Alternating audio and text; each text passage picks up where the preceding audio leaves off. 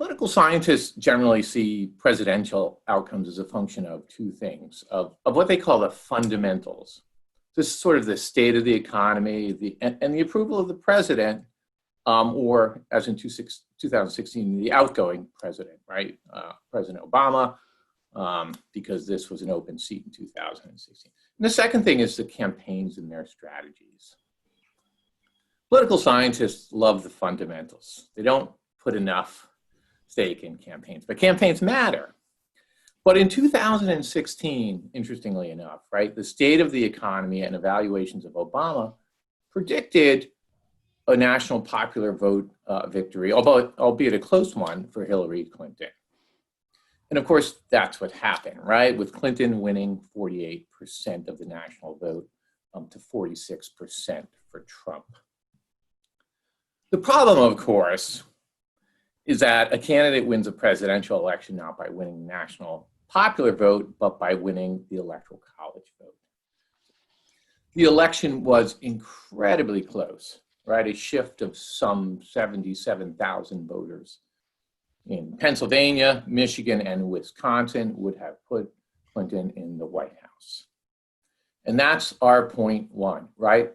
Elections are won and lost at the margins, and this is where campaigns can make a difference. Another one of the things I'm looking forward to see how it plays out this election is how the polls actually perform, because prior to 2016, they were pretty good. The models that they're built on had a long history of, informed theoretical building for these models. And so when 2016 happened, this is why they were so far off, is because the assumptions that went into this model building were, well, a bit haywire. So whereas we would normally expect people of a certain demographic category or income level or education level to vote a certain way, they were just wrong. And that had a lot to do with the two candidates that were running.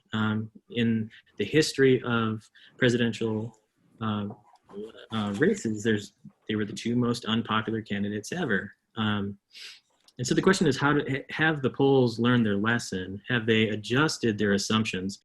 One thing that happened in 2013 is that the Supreme Court struck down a very narrow part, the formula for pre-clearance in Section 5 of the Voting Rights Act. And basically, this acted as a shield. What it said was that covered states covered by the original VRA, which tended to be mostly in the Deep South, but also some cities in the North, had to submit to the Justice Department or the DC Court of Appeals, right, any changes in voting practices and electoral redistricting and so on. And, the Department of Justice objected to many of these such changes over the years. And the intent of the preclearance provision in the Voting Rights Act was the protection of minority voters. Section 2 still allows voters to wage voting rights suits. Okay, it's more like a sword rather than a shield. But having the court strike down Section 5, I think, leaves less protection for voters in states that don't necessarily want to expand the number of voters. And so that's one issue I think we're dealing with now, that states have a lot more latitude in passing things like voting rights laws, voter ID laws and so on. And that has the potential to drive down turnouts in some states.